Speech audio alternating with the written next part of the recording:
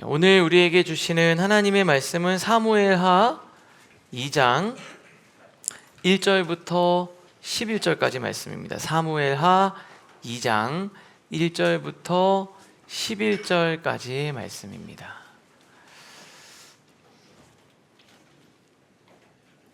우리 찾으셨으면 다 같이 한 목소리로 하나님 말씀을 봉독하겠습니다. 그 후에 다윗이 여호와께 여쭈어 아뢰되 내가 유다 한 성읍으로 올라가리이까? 여호와께서 이르시되 올라가라. 다윗이 아뢰되 어디로 가리이까? 이르시되 헤브론으로 갈지니라. 다윗이 그의 두 아내 이스라엘 여인 아히노암과 갈멜 사람 나발의 아내였던 아비가일을 데리고 그리로 올라갈 때 또 자기와 함께한 추종자들과 그의 가족들을 다윗이 다 데리고 올라가서 헤브론 각 성읍에 살게 하니라. 유다 사람들이 와서 거기서 다윗에게 기름을 부어 유다 족속의 왕으로 삼았더라. 어떤 사람이 다윗에게 말하여 이르되 사울을 장사한 사람은 길르앗 야베스 사람들이니이다 하매 다윗이 길르앗 야베스 사람들에게 전령을 보내 그들에게 이르되 너희가 너희 주 사울에게 이처럼 은혜를 베풀어 그를 장사하였으니 여호와께 복을 받을지어다. 너희가 이 일을 하였으니 이제 여호와께서 은혜와 진리로 너희에게 베푸시기를 원하고 나도 이 선한 일을 너희에게 갚으리니 이제 너희는 손을 강하게 하고 담대히 할지어다. 너희 주 사울이 죽었고 또 유다 족속이 내게 기름을 부어 그들의 왕으로 삼았음이니라 하니라. 사울의 군사령관 넬의 아들 아브넬이 이미 사울의 아들 이스보셋을 데리고 마하나임으로 건너가 길르앗과 아술과 이스르엘과 에브라임과 베냐민과 온 이스라엘의 왕으로 삼았더라. 사울의 아들 이스보셋이 이스라엘 왕이 될 때 나이가 40세이며 2해 동안 왕위에 있으니라. 유다 족속은 다윗을 따르니 다윗이 헤브론에서 유다 족속의 왕이 된 날수는 7년 6개월이더라. 아멘. 우리가 지난주에 사울 왕이 마지막 모습을 다뤘어요. 사울 왕이 죽었습니다. 지금까지 다윗한테 가장 큰 문제거리, 근심거리, 장애물이 바로 사울 왕이었어요. 근데 사울 왕이 사라졌습니다. 이게 다 해결된 것 같은데 그렇지가 않은 거예요. 산 넘어 산이라고 하잖아요. 사울이 죽고 나니까 사울이라는 문제는 없어졌는데 새로운 문제들이, 이전에는 없던 새로운 문제들이 발생하기 시작합니다. 사울은 죽었지만 사울을 따르던 사울 집안 사람들이 있지요. 그리고 12지파는 아직 다윗을 왕으로 따르고 있지는 않습니다. 그러니까 정치적으로 해결해야 될 일.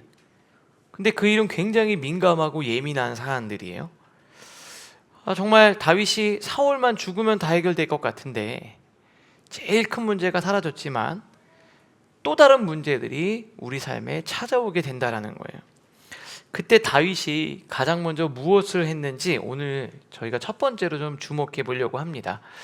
첫 번째, 여호와께 여쭈어 아뢰되입니다. 다윗이 뭘 했냐면 기도한 거예요. 부하들은 막 이제 고생 끝이라고 한껏 흥분했을 겁니다. 지금 사울이 죽고 정치적으로 공백 상태가 된 이때가 이스라엘의 왕이 될 아주 절호의 기회라고 옆에서 막 이야기했을 거예요. 근데 사실 이 말이 틀린 말은 아닌데 옳은 말이 아닐 수도 있다라는 겁니다. 분위기나 상황에 심취해서 잔치를 벌이거나 다윗이요 사람들을 규합해서 정치적인 논의를 안 하고 그 어느 때보다 차분한 거예요. 부하들은 막 흥분했는데 다윗은 더 차분해지는 거예요. 차분해지면서 사무엘하 2장 1절에 이렇게 합니다. 우리 다시 한번 본문을 읽겠습니다. 시작. 그 후에 다윗이 여호와께 여쭈어 아뢰되 내가 유다 올라가리이까? 여호와께서 이르시되 올라가라. 다윗이 아뢰되 어디로 가리이까? 이르시되 헤브론으로 갈지니라. 뭐 했다라는 거예요. 막 흥분하는데 갑자기 차분해지면서 하나님 앞에 기도하기 시작했어요.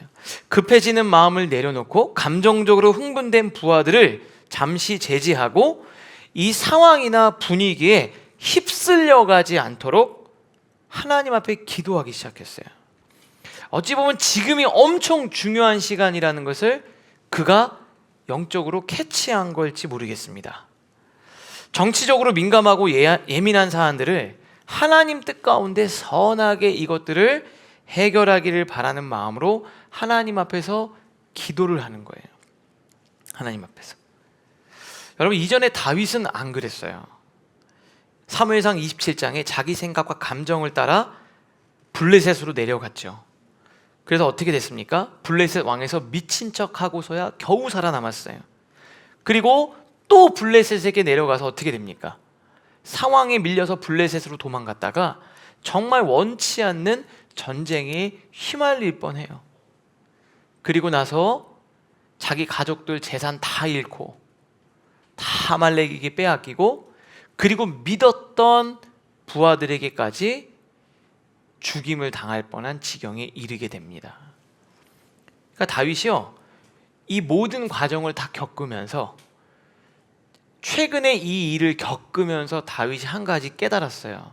뭘 깨달았냐면 기도가 필요하구나. 기도가 필요하구나. 급할수록 상황이 복잡하게 돌아갈수록 차분히 하나님께 기도하는 시간이 정말 중요하구나. 그거를 다윗이 깨달은 거예요. 그래서 이제 다윗은 같은 실수를 반복하지 않으려고 하고 있습니다. 일이 풀리는 것 같고 뭔가 복잡하게 흘러가는 것 같을 때 다윗은 자기도 막 흥분해가지고 날뛰는 게 아니라 차분히 하나님 앞에 기도하기 시작했어요. 그럴수록 더 신중해졌습니다. 잠언 14장 12절, 우리 세번역 성경으로 화면을 보면서 읽겠습니다. 시작. 사람의 눈에는 바른 길 같이 보이나 마침내는 죽음에 이르는 길이 있다. 우리가 눈으로, 영적인 눈이 아닌 육적인 눈으로 볼 때는 이게 제대로 된 길인 것 같고 이게 정말 잘 되는 길인 것 같은데 그게 영적으로 보면은 잘 되는 게 아니라 죽음으로 가는 길이 있을 수 있다는 거예요. 그러니까 기도를 하면서 자기가 영적으로 무언가 분별을 해야 된다라고 생각한 거예요. 여러분, 기도는 이 영혼의 센서를 켜는 것과 같아요. 센서를 켜는 거예요. 여러분, 센서는 어떻죠? 평상시에는 아무 느낌이 없어요. 센서를 켰는데 특별한 움직임이나 어떤 이상 징후가 감지가 안 되면은 그 센서는 작동을 안 하는 거랑 하등 차이가 없어요. 그런데 센서를 켜면 어떤 일이 벌어지죠? 무언가 움직임이 있거나 이상한 징후가 발생하거나 내가 정말 조심해야 될 상황이 오면 어떻게 돼요? 감지가 된다라는 거예요. 여러분, 기도한다라는 게 그런 거예요. 우리가 기도하면서 하나님과 내 스텝마다 그 기도하면서 하나님께 묻고 가지 않으면 센서를 끄고 가는 거랑 똑같은 거예요. 내가 센서를 켜면요 정말 중요한 순간에 캐치가 돼요. 기도하지 않는 사람은 아무 일 없이 살아가는 것 같아요. 기도하는 사람, 기도하지 않는 사람. 자, 우리 라이프처치 성도님들 중에서도 늘 말씀으로, 에브리데이 위드갓으로 말씀으로 자신의 센서를 킨 사람과 키지 않는 사람은 평상시에는 차이가 없어요. 근데 기도하지 않는 사람은 인생의 진짜 중요한 타이밍을 놓쳐요. 그런데 기도하는 사람은 그 타이밍에 지금 내가 되게 중요한 순간이구나. 이거는 나한테 되게 중요한 상황이구나. 그리고 여러분들 안에 찾아오는 수없이 많은 이 사람 정말 좋은 사람이구나. 근데 센서를 끄면 어떻게 돼요? 놓치는 거예요. 여러분, 뭐 해야 돼요? 기도를 하셔야 돼요. 그 타이밍을 놓치는 거예요. 감정대로 말하고 생각대로 움직이고 분위기에 휩쓸리고 상황에 따라 반응하게 되면은 우리가 경솔해집니다. 그런데 지금 다윗의 모습은 어때요? 막 흥분할 때 막 흥분해가지고 야 어떻게 할까 막 이런 게 아니라 어떻게 하죠? 기다려. 잠깐 하나님께 물을 거야. 약간 좀 뭐가 느껴져요? 무게감이나 품격이 좀 느껴지지 않으세요? 다윗이 예전에는 막 조금만 생기면 어떻게 돼? 야 이따 우리 죽는 거 아니야? 어떻게 해야 돼? 막 빨리 이렇게 막 날뛰던 사람이 지금은 차분해지면서 품격이 느껴지기 시작했어요. 왕으로서의 품격이 느껴지기 시작했어요. 제가 대학교 때 교양 수업을 이렇게 들었는데요. 그 교양 수업이 되게 인기가 있었어요. 왜 인기가 있었냐면은 그게 이제 교양 수업 때 대학교 때 스포츠 댄스였어요. 근데 그 스포츠 댄스인데 진짜 엄청 인기가 있어요. 왜냐하면 남녀 짝을 지어줘요. 그리고 한 학기 동안 파트너랑 같이 연습을 하는 거예요. 그래서 제가 대학교 때 갔는데 갑자기 친구가 그런 거예요. 야, 너 어디 가? 그랬더니 자기 수업하고 연습하러 간대. 뭐 하냐 그랬더니 지금 이제 그 스포츠 댄스 파트너랑 연습을 한다는 거예요. 그러냐고. 그 다음에 그 수업이 그렇게 인기가 장난이 아니었어요. 제가 그 수업을 들었거든요. 야, 소문을 듣고 죄다 남자들만. 아이고. 예. 어쨌든 뭐 그거는 그렇고요. 근데 이제 막 하면서 이제 하잖아요. 근데 갑자기 열심히 하고 있는데 선생님이 이렇게 쫙 보더니 갑자기 저를 부르는 거예요. 야, 성수야 잠깐 나와보라는 거예요. 그래, 성수 춤 한번 춰보라는 거야. 그래서 딱 이러는 거예요. 야, 춤이 좀 경박스럽지 않니? 그 남자 선생님이었거든요. 왜 그런 것 같아? 그랬더니 갑자기 그러는 거야. 이게 다음 동작을 생각하느라고 너무 그 다음 동작과 다음 동작 계속 이어지니까 이게 약간 경박스럽다는 거예요. 이거는 약간 우아해져야 되는데 어떻게 하는지 알려주겠다고 하면서 이 동작과 동작 사이에 1초만 넣으면 된다는 거예요. 그래서 고개를 돌릴 때도 이렇게 돌리면 좀 경박스러운데 부르면 목사님 그러면 네 이렇게 돌리면 부드러우시잖아요. 그러니까 이게 근데 저는 그때 야 이렇구나, 이게 고수는 그 모션에 뭔가 있구나. 근데 여러분의 신앙생활도 저는 이제 말씀을 준비하면서 옛날에 그런 생각이 드는 거예요. 내가 지금 막 무언가 할 때 다윗이 그 전에 어땠어요? 옆에서 막 부추기면 본인도 막 들떠. 큰일 났다, 큰일 났다. 지금 뭐 계속 막 움직이는 거예요. 지금이 기회입니다. 놓치면 안 됩니다. 그러니까 막 들쭉날쭉하는 거예요. 그런데 다윗은 뼈아픈 대가를 지불하고 그럴수록 내가 하나님 앞에 기도하는 시간이 너무 중요하구나라는 걸 깨달은 거예요. 그래서 막 부하들이 난리치고 지금이 기회입니다. 물론 상황적으로 그게 틀린 말은 아니지만 하나님 앞에 진짜 옳은지 영적인 센서를 켜고 묻기 시작했다는 거예요. 우리 크리스찬도 마찬가지예요. 기도하는 그 시간이 우리를 하나님 앞에서 멋진 크리스찬으로 살아갈 수 있도록 만들어준다 이 말입니다. 감정에 반응하거나 상황에 급하게 반응하지 않는 거예요.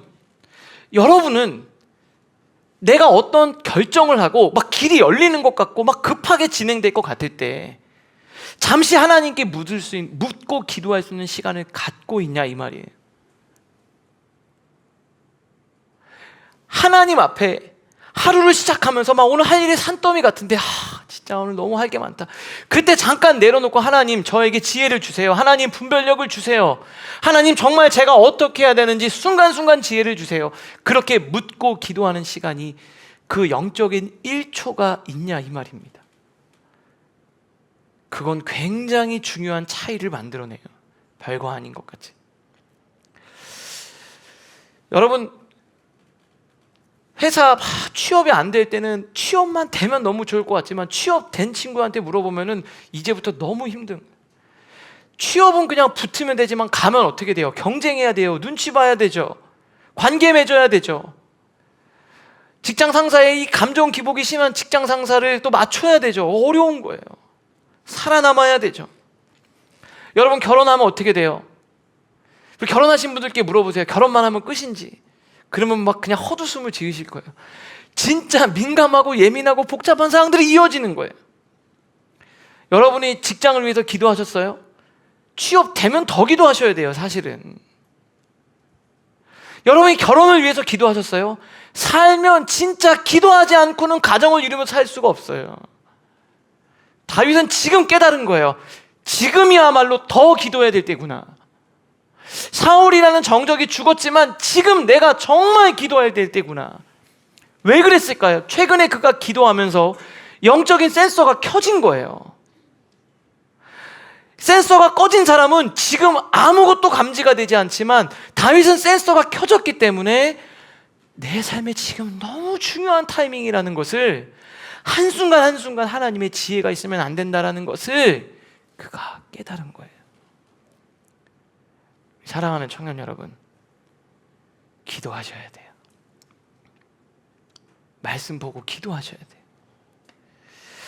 제가 기도에 대해서 우리 성도님들과 조금 더 나누고 싶은 게 있어요. 우리가 기도를 이야기를 하면은 자주 인용하는 성경 구절이 있죠. 기도 외에 다른 것으론 옛날에 이런 유가 나갈 수 없느니라. 그러니까 기도가 중요하다. 사실 이 본문이 강조하는 핵심은 본문 내용을 좀 잘 알아야 돼요. 마가복음 9장에 보면은 어떤 사람이 예수님 앞에요, 선생님, 말 못하게 귀신 들린 내 아들을 선생님께 데려왔습니다. 말 못하게 귀신 들린 문제가 있는 자녀를 가지고 데리고 나와요. 그러면서 지금 심각한 문제가 있다는 거죠. 귀신이 어디서든지 그를 잡으면 거꾸로져 거품을 흘리며 이를 갈며 그리고 파리에 지는지라. 내가 선생님의 제자들에게 내어 쫓아달라고 하였으나 제자들에게도 부탁을 했는데요, 제자들은 이걸 해결을 못합니다. 그러니까 이전에 제자들한테 데리고 갔고 제자들이 막 나사렛 예수 이름으로 떠나라 이렇게 얘기를 해도 귀신이 안 떠난 거예요. 문제 해결이 안 된 거예요. 그래서 예수님에게 왔다라는 거예요. 근데 예수님이 어떻게 하냐면 예수님이 그 귀신을 내어 쫓으셨어요. 그 제자들이 볼 때는 너무 당황스럽죠. 왜요? 왜 우리가 할 때는 안 된 거야? 왜냐하면 그전에는 전도여행 갈 때 했었거든요. 예수 이름으로 귀신도 내어 쫓고 기적을 경험했었는데 왜 지금은 안 되지? 그 전에 마가복음 6장에 보면은 제자들이 나가서 회개하라 전파하고 많은 귀신을 내어 쫓으며 병자에게 기름을 발라 고치더라. 제자들이 했었어요. 딱 문제가 있으면 이렇게 하는 거죠. 나사렛 예수 그리스도의 이름으로 명하노니 귀신은 떠나갈지어다. 그러면 귀신이 떠나가. 그리고 막 기도해주고 손 얹고 기도해주면 바로 낫고 막 그런 거예요. 그런데 왜 이번에 안 됐는지 너무 궁금한 거예요. 왜 우리는 안 됐고 예수님은 됐지? 그래서요, 조용히 가가지고 물어요. 자, 보세요. 마가복음 9장 집에 들어가신 거예요, 예수님이요. 제자들이 조용히 묻죠. 예수님, 우리는 어찌하여 능히 귀신을 쫓아내지 못했습니까? 왜 우리는 못했습니까? 그때 예수님이 29절에 이렇게 말씀하세요. 같이 읽겠습니다. 시작. 이르시되 기도 외에 다른 것으로는 이런 종류가 나갈 수 없느니라 하시니라. 이렇게 얘기하는 거예요. 기도 외에 다른 것으로는 이런 종류는 안 나간다. 그 말이 뭐예요? 이전에 니네가 했을 때는 그냥 믿음으로 선포만 해도 되고 순종만 해도 되고 그냥 믿음으로 나가기만 하면 역사가 일어났겠지만 요런 녀석들은 기도의 깊이, 절대적인 기도의 양, 영적으로 깨어있고 무장되어 있는 상태가 아니고서는 안 되는 거야 라는 것을 말씀해 주신 거예요. 지금까지 경험했던 사역의 방식으로는 이 아이한테 안 통한다. 이거는 기도의 자리가 있지 않고는 감당할 수 없는 녀석이었다. 예수님은 늘 습관적으로 기도하셨잖아요. 그러니까 된 거예요. 제자들은요, 막 신난 거죠. 그냥 사역과 내 인생에 있어서 야, 순종만 하면 돼. 너무 단순하고 심플하게 생각해버린 거예요. 그러니까 되는 거라고 생각한 거예요. 근데 왜 안 된 거죠? 하나님이 때로는 그런 걸 요구하실 때가 있어요. 단순한 명령으로는 되지 않는 기도의 깊이가 요구되는 종류와 사안이었다는 거예요. 제자들이 사역을 너무 가볍게 간단하게 생각할까 봐 친히 알려주셨어요. 여러분, 복음은 단순합니다. 복음 단순하죠. 하나님의 말씀은 너무 단순해요. 그런데 너무 가볍게 여겨서는 안 돼요. 그냥 신앙생활하고 사역하는 것도 너무 단순하게 생각해요. 그냥 하면 다 될 거라고 생각하지만 아니에요. 저도 사역을 하면서 그래요. 때로는 그냥 하니까 또 되는 거예요. 그런데 어쩔 때는요, 이걸 해도 안 되고 저걸 해도 안 되고 이렇게 해도 안 되는 거예요. 어떤 성도에게 내가 막 조금 잘해주면 또 되지만 어떨 때는 이래도 안 되고 저래도 안 되고 안 되는 거예요. 왜 안 될까요? 기도 외에는 이런 종류는 해결이 안 된다는 거예요. 여러분의 삶에도 지금 하나님이 여러분들에게 기도를 더 해야 된다라고 요구하신다면 우리는 하나님 앞에서 더 기도해야 돼요. 목회 사역이 즐겁기만 할까요? 행복하기만 할까요? 순종하면 그냥 막 사역이 막 척척척척 열릴까요? 아니요, 그렇지가 않아요. 어쩔 때는요, 죽을 만큼 기도해야 될 때가 필요한 거예요. 저는 우리 라이프 처치 성도님들, 우리 특별히 우리 청년, 여러분의 인생에서 지금이 이런 종류에 해당된다고 판단된다면 기도하셔야 돼요. 근데 왜 이런 거가 인지가 안 되냐? 우리가 매일의 삶에서 센서를 다 꺼버린 걸지도 몰라요. 내일부터 아침마다 에브리데이 위드갓을 들으시고 영혼의 1초를 꼭 넣으실 수 있기를 바랍니다. 자, 두 번째, 같이 한번 읽어볼까요? 시작. 사울을 장사한 사람은 길르앗 야베스 사람들이니이다. 다윗이 하나님 말씀대로 유다 땅의 헤브론에 올라갔어요. 갔더니 유다 사람들이 다윗에게 찾아와서요, 왕이 되어달라고 다윗을 추대해서 왕이 됐습니다. 근데 이 상황을 좀 잘 이해해야 되는 게, 유다 지파 사람들은 다윗에 대한 좋은 마음이 있었어요. 같은 족속이니까. 그래서 다윗을 지지했는데 아직 나머지는 다윗을 인정하지 않은 거예요. 그래서 다윗은 딱 한 지파의 왕으로서만 지금 세워진 거예요. 그러면 이제 나머지 지파랑 유다 지파랑 아직 사울 쪽 사람들과 다윗 쪽 사람들이 이제 대립 구도에 있는 거예요. 정치적으로 서로 상대편에 해당하는 거예요. 그런데 그런 상황에 오늘 본문에 보면은 갑자기 어떤 사람이 와서 다윗에게 무슨 말을 합니다. 4절 말씀인데 제가 한번 읽어볼게요. 유다 사람들이 와서 거기서 다윗에게 기름을 부어 유다 족속의 왕으로 삼았더라. 유다 족속의 왕이 된 거예요. 근데 어떤 사람이 다윗에게 말하여 이르되 사울을 장사한 사람은 길르앗 야베스 사람들이니이다 하며 갑자기 이르는 거예요. 아니, 다윗이요, 길르앗 야베스 사람들이 사울 장례를 치러줬다고 합니다. 이렇게 이야기를 하는 거예요. 근데 이 내용을 조금 살펴보면 사울이 죽었잖아요. 그랬더니 블레셋이 사울의 목을 베고 갑옷을 벗긴 다음에요, 시체는 벳산 성벽에다 걸어놨어요. 공개적으로 모욕을 준 거죠. 근데 이 소문이 쫙 퍼진 거예요. 다른 지파 사람들은 막 우물쭈물하고 있고 어떡하지? 막 그러고 있는데 이 얘기를 듣자마자 사울의 시체가 블레셋에게 모욕을 당해서 성벽에 걸려있다는 얘기를 듣자마자 길르앗 야베스 사람들이 밤새도록 달려가서 정성스럽게 장례를 치러줍니다. 사무엘 31장 보세요. 길르앗 야베스 주민들이 블레셋 사람들이 사울에게 행한 일을 듣고 이 일을 들은 거죠. 사울이 수치를 당하고 있구나. 죽어서도 모든 장사들이 일어나 밤새도록 달려가서 사울의 시체와 그의 아들들의 시체를 벳산 성벽에서 내려가지고 거기서 불사르고 뼈를 가져다가 장사를 치르고 7일 동안 금식했어요. 왜 그랬냐? 예전에 길르앗 야베스가 이 암몬에게 공격받을 때 아무도 도와주지 않았거든요. 근데 사울 왕이 온 지파를 다 설득해서 우리가 구해줘야 된다. 그리고 자기가 어려울 때 사울이 도와줬거든요. 근데 그걸 기억하고 은혜를 갚은 거예요. 자, 근데 이 사람이 다윗에게 말했을 때 저는 무슨 의도로 이 사람이 다윗에게 길르앗 야베스 사람들이 사울에게 장사를 지냈대요 라고 이 말을 했을까? 전 이게 그 의도가 조금 궁금했어요. 근데 제가 보니까 단순한 정보 전달은 아닌 것 같고요. 길르앗 야베스 사람들은 사울 쪽 사람들입니다. 주의하셔야 됩니다. 왜냐하면 이제 사울 쪽이랑 다윗 쪽이랑 갈라져서 이제 대립적인, 정치적으로 대립을 하고 있잖아요. 이런 분위기가 담겨 있었던 건 아닌가 몰라요. 근데 지금 이 말을 딱 하는데 다윗이 공식적으로 말과 행동으로 어떻게 했는지 우리가 오늘 요걸 조금 더 주목해 보고 싶어요. 두 번째, 5절과 6절 읽겠습니다. 시작. 다윗이 길르앗 야베스 사람들에게 전령들을 보내 그들에게 이르되 너희가 너희 주 사울에게 이처럼 은혜를 베풀어 그를 장사하였으니 여호와께 복을 받을지어다.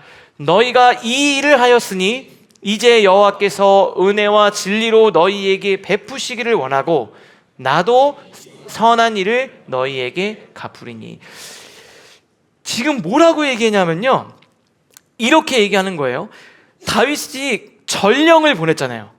그쪽에 있는 사람들에게 전령을 보내가지고 당신들이 한 행동은 하나님의 복을 받아 마땅한 일입니다 라고 축복을 해요. 그리고 자기도 당신들이 한 선한 일에 대한 보답을 하겠습니다 라고 얘기를 하는 거예요. 여러분, 다윗에게 이 이야기를 말한 사람은 길르앗 야베스가 행한 일보다 뭐가 더 중요했죠? 우리 편이냐? 우리 편이 아니냐? 우리를 지지하느냐? 우리를 지지하지 않느냐? 지금 이 소식을 전한 사람은 다윗에게 정치를 하고 있었어요. 그런데 다윗은 정치를 하지 않았어요. 다윗은 그들이 내 편인지 아닌지, 나를 지지하는지 지지하지 않는지, 나에게 잘해주는지 나에게 잘해주지 않는지가 중요한 게 아니라 그들이 하는 일이 하나님 보시기에 선한지 선하지 않은지를 본 거예요. 여러분은 어떠세요? 이거는 굉장히 중요한 공동체에게 주는 메시지입니다. 여러분, 좋은 말이라도 미운 사람이 하면 틀린 말이 된대요. 슬프지만 현실입니다. 누가 말하느냐에 따라 받아들여지기도 하고 받아들여지지 않기도 해요. 역사 속에서, 그리고 우리가 살아가는 이 시대 속에서 그런 일들이 있어요. 여러분, 그 율곡이 아시죠? 율곡이가 뭘 얘기했죠? 10만 양병설. 네, 기억나시나요? 율곡이가 10만 양병설을 주장했어요. 율곡이가 일본의 그 도요토미 히데요시가 조선을 침략할 것 같다고 이제 생각하면서 이에 대비하기 위해서 10만 상비군을 양성해야 된다는 얘기를 의견을 낸 거예요. 근데 그때 당시 정치적으로 이 일은 서인, 그리고 반대쪽은 동인이에요. 유성룡은 동인이고. 근데 여기가 이제 둘이 이제 대립을 하고 있었던 거예요. 그랬더니 반대쪽에 있던 입장인 동인 계열의 관료들이요, 현실적으로 불가능하고 너무 걱정이 많은 거 아니냐, 일본이 무슨 우리를 쳐들어오냐, 그러면서 그 사람이 말하는 건 너무 걱정을 하고 왕을 근심시키고 백성들을 불안하게 만든다, 이렇게 하면서 그 의견을 무시한 거예요. 근데 어떻게 됐죠? 15년 후에 임진왜란이 터져요. 무방비 상태고 한양까지 20일 만에 함락이 됩니다. 제가 말씀을 준비하면서 이게 이제 찾아봤어요. 저도 오래됐으니까 그때 이제 이게 좀 생각이 나가지고 찾아봤더니 뭐 이게 진짜냐 아니냐 그랬더니 정치적으로 얼마나 그랬으면 그 역사적으로 기록을 넣느냐 뺐느냐 여러 가지 설들이 좀 있더라고요. 근데 이 선조의 수정실록에는 정확하게 기록이 되어져 있어요. 제가 그 일부를 여러분들께 읽어드릴게요. 이이가 일찍이 경연에서 미리 10만의 군사를 양성하여 앞으로 뜻하지 않은 변란에 대비해야 한다고 말하자, 유성룡은 군사를 양성하는 것은 화단을 키우는 것이다라고 하며 매우 강력히 변론했다. 이이는 늘 탄식하기를 유성룡은 제주와 기계가 참으로 특출나지만 우리와 더불어 함께 일하려 하지 않으니, 너무 뛰어난데 우리랑은 뭔가 하려고 하지 않고 자꾸 반대를 한다는 거예요. 그냥 우리들이 죽은 뒤에야 반드시 그의 제주를 펼 수 있을 것이다 하였다. 임진년 변란이 일어나자 유성룡이 그때 이제 그거를 막아낸 사람이었잖아요. 국사를 담당하여 군무를 요리하게 되었는데 그는 늘 이이는 성견지명이 있고 충분한 저리가 있으니 그가 죽지 않았다면 반드시 오늘날에 도움이 있었을 것이다 고 하였다고 한다. 여러분, 이거는 그냥 옛날 이야기로 끝나는 게 아니라 반복되는, 지금도 일어나고 있는 오늘의 이야기예요. 여러분, 한 나라, 공공위생, 여러분의 회사, 조직은 어때요? 심지어 교회 안에서도 내용이나 그 행위 자체가 아니라 관계가 판단을 좌우할 때가 많습니다. 근데 여러분, 그렇게 되면은 그 공동체와 조직은 망하는 거예요. 다윗이 지금 왕으로서 내가 세울 나라, 나는 왕으로서 어떠한 입장에 서야 되는가를 아주 똑똑히 보여준 거예요. 다윗에게로 한번 돌아가 볼게요. 지금 다윗은 자기 사람들을 만들고 자기 편을 만들어서 정치를 하자는 게 아니에요. 편 가르게 하고 얘 우리 쪽인지 저쪽인지를 나누고자 한 게 아니에요. 하나님의 사람으로 만들려고 했던 거예요. 하나님 나라를 세워가겠다는 거였어요. 앞으로 하나님의 기름 부어 세워진 왕으로서 내가 뭘 해야 되는지 그는 명확하게 인지하고 있었어요. 나에게 잘하는 사람보다 하나님께 잘하는 사람을 보기 시작한 거예요. 이 사람이 우리 쪽 사람인지 아닌지보다 더 중요한 건 뭐예요? 저 사람이 하나님에 속했는지를 보겠다, 이 말입니다. 다윗은 뭐가 중요했어요? 나보다 하나님이 더 중요한. 여러분 회사에서 여러분 어때요? 우리 팀장님, 내가 볼 때 의견이 좋은데, 근데 조금 무리한 거 아닌가요? 이러면서 꼬투리 이렇게 딱 잡고 있지 않아요? 이 사람 너무 좋은데, 근데 걔는 좀 이렇게 얘기하면서 그 사람 내 감정에 판단이 흔들리고 있지는 않으세요?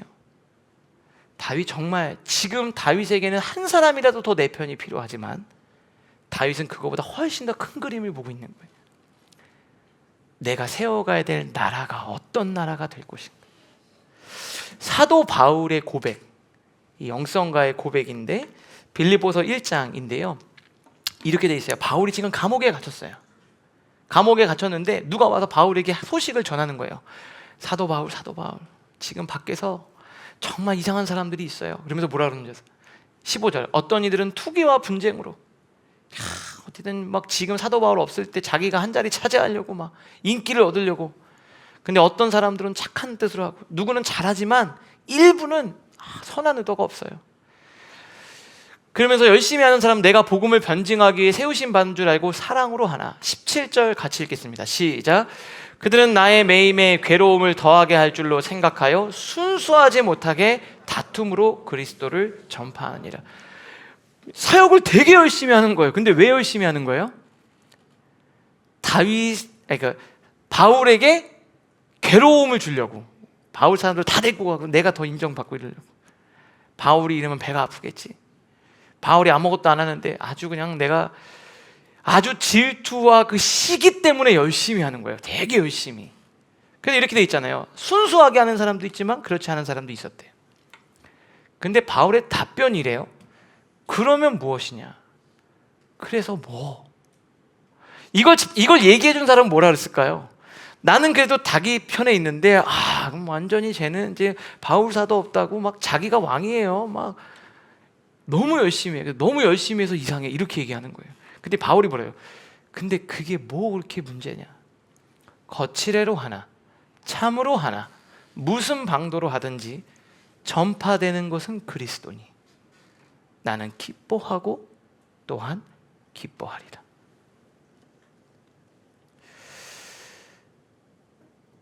일부러 자기 세력, 바울을 시기에서 괴롭게 하려고 일부러 자기 세력을 확장하기 위해 복음을 전함에도 불구하고 바울은 그게 기뻤대요. 왜요? 내가 중요한 게 아니다. 하나님이 중요한 거예요. 저는 이 말씀 묵상하면서 우리 라이프 처치가 앞으로 저는 이런 공동체가 되기를 간절히 소원합니다. 우리는 이제 막 교회를 출발했지만 수없이 많은 교회 안에 이런 일들이 얼마나 많아요. 얼마나 많습니까? 교회 리더를 세울 때가 되면은 말로는 아닌데요, 정치가 일어납니다. 나와 친하고 친하지 않고, 나를 지지하고 지지하지 않고 내 개인적인 감정에 따라서 판단을 해요. 목회자와 가까운지 가까운, 이거보다 더 중요한 게 있어요. 그 사람이 정말 한 영혼을 사랑하고 있는가? 하나님이 저한테 주시는 메시지 같았어요. 저는 기도했어요. 하나님, 하나님이 보시기에 선한 사람을 세울 수 있는 눈을 달라고. 여러분들, 우리 공동체 안에 그런 건강한 공동체가 될 수 있기를 주님의 이름으로 축복합니다. 여러분의 개인적 감정이나 내 입장보다, 내가 속한 어떤 정치적 진영보다 더 중요한 건 나라와 공동체와 하나님을 위하는 것인가, 그걸 보고 분별하는 거예요. 저는 기도해요. 우리 성도님들 안에 영혼을 사랑하고 진짜 옆에 있는 사람에게 얼마나 정직하고 진실한가. 여러분, 어찌 보면 목회자는 속일 수도 있어요. 그런데 이 공동체 안에서 보여주는 그 진실한 모습이 저는 드러나서 그분들이 잘 세워지고 교회가 건강해질 수 있기를 저는 간절히 기도합니다. 근데 다윗이 제가 생각해보니까 좀 정말 지혜로웠던 것 같아요. 사실은 나한테 잘하는 사람보다 하나님께 신실한 사람이 중요하거든요. 하나님께 신실한 사람이 결국 제일 좋은 사람이에요. 나한테 잘하는 사람은 지금 내가 잘해주니까 저를 좋아하겠죠. 나한테 잘하는 사람은 지금 저 사람한테 필요한 걸 내가 제공해주니까 그러겠죠. 그런데 어느 날 내가 그걸 못해주면 어떻게 돼요? 나한테 잘하는 사람은 언제든지 나를 공격하는 사람이 될 수 있기 때문에 그래. 근데 하나님 앞에 바른 사람은 내가 하나님께 가까이 가기만 하면 그 사람은 가장 나에게 좋은 사람이 되는 거예요. 제가 목회자인데 잘하고 친절하고 늘 좋은 얘기를, 그때 너무 좋겠죠.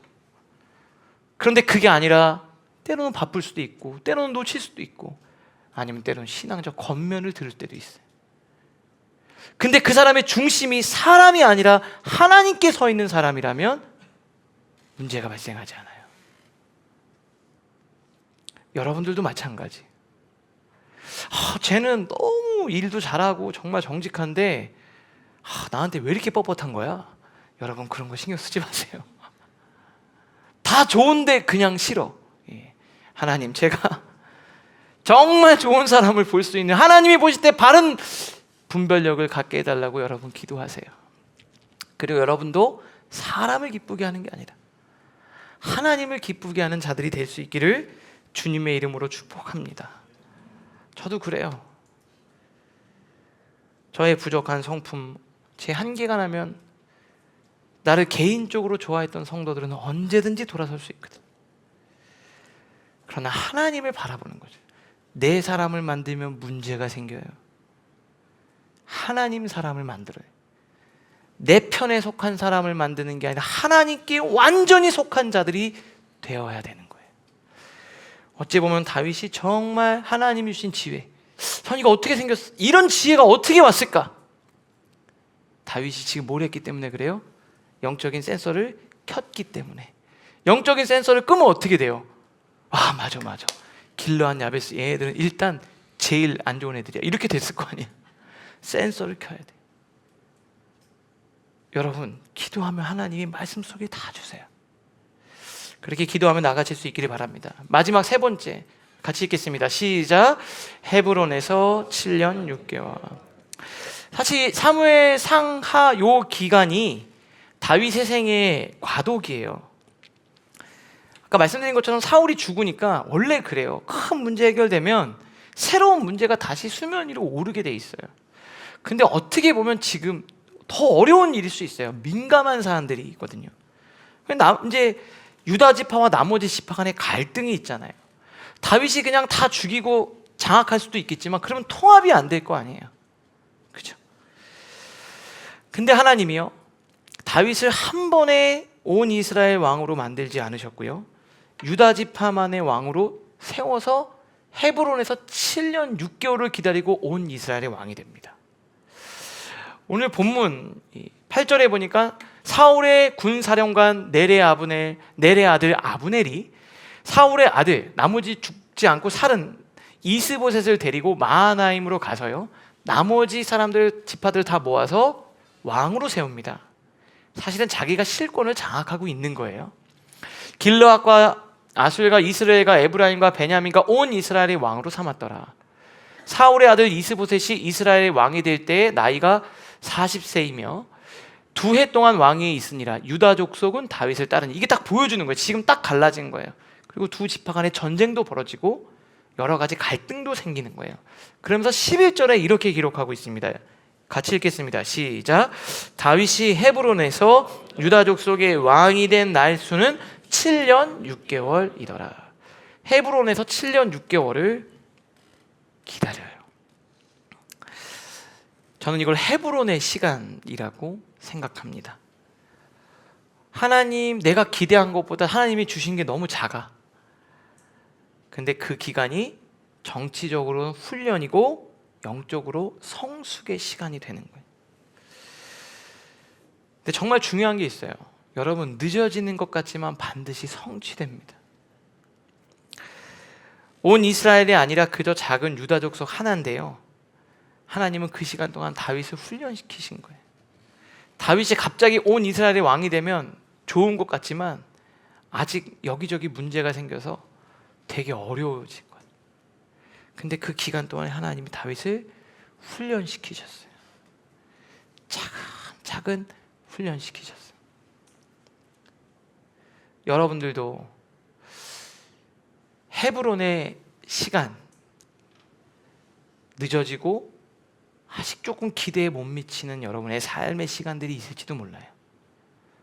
그런데 기도하면서 기다리실 수 있기를 바랍니다. 때가 되면 하나님 반드시 역사하실 거예요. 조금 빨리 가냐 조금 늦게 가냐 그거 별로 중요하지 않아요.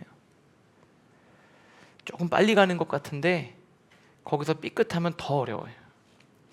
우리 차근히 준비해서, 아니면 영적으로 내면이 단단해져서 하나씩 하나씩 하나님과 함께 우리의 인생을 쌓아가는 여러분들 되실 수 있기를 바랍니다. 제가 말씀을 보다 보니까 다윗처럼 이 약속을 성취하는 사람들이 가져야 될 3가지 리듬이 있는 것 같아요. 어떤 목사님들은 3기라 그래요. 3기. 그게 뭔지 아세요? 첫 번째는 기대하고, 두 번째가 뭘까요? 기도하고, 세 번째가 뭐예요? 기다리는 거예요. 그래서 말씀이 현실이 되는 거예요. 여러분, 우리 하나님이 주실 걸 기대해요. 저는 기대합니다. 기대해요. 그리고 또 우리 기도해요. 영적인 센서를 켜고. 그리고 하나님의 때를 기다리실 수 있기를 바라요. 자, 우리 청년들을 보면서 하나님, 다 된 것 같은데 왜 이렇게 헤브론의 시간이 긴가요? 헤브론의 시간이 7년 6개월이었네요. 이야. 그런데 그 이후에 하나님은 온 이스라엘을 다스릴 수 있는 시간을 주셨고요. 놀라운 게 있어요. 이스라엘 역사상 가장 빛나는, 가장 훌륭한 왕이 다윗이었어요. 하나님이 그렇게 빚어가시는 거예요. 저와 여러분을. 그 시간들을 잘 견디고 하나님 앞에서 믿음으로 나아가는 우리 사랑하는 라이프처치 성도님들 모두가 되실 수 있기를 바랍니다. 우리 이 시간 함께 찬양할 텐데요, 하나님, 우리가 주님을 바라보면서 기도하는 시간이 얼마나 소중한지 몰라요. 근데 오늘 우리가 목장 모임할 때 아사왕 나오거든요. 저는 그걸 보면서 이런 생각이 들었어요. 여러분, 진짜 어려울 때 기도 못해요. 저는 많이 봤어요. 정말 어려울 때 하나님을 붙들지 않고 다 놔요, 이렇게. 근데 그 순간 하나님을 붙드는 사람이 있다니까요. 누가 그런 사람인 줄 아세요? 평상시에 기도한 사람이 마지막에 하나님을 붙들어요. 여러분, 우리의 신앙이 뭐에서 결정나는 줄 아세요? 마지막 최후의 수단, 마지막 남은 그 한 가지 수단을 쓴다면 여러분 뭐 쓰시겠어요? 그게 우리의 믿음이에요. 마지막, 이제 정말 할 수 있는 게 아무것도 없고 다 막힐 때 놓으실 거예요? 하나님 붙드실 거예요? 누가 붙드냐면 기도하는 사람들이 붙드는 거예요. 우리 라이프처치는 기도하는 교회가 될 수 있기를 주님의 이름으로 축복합니다.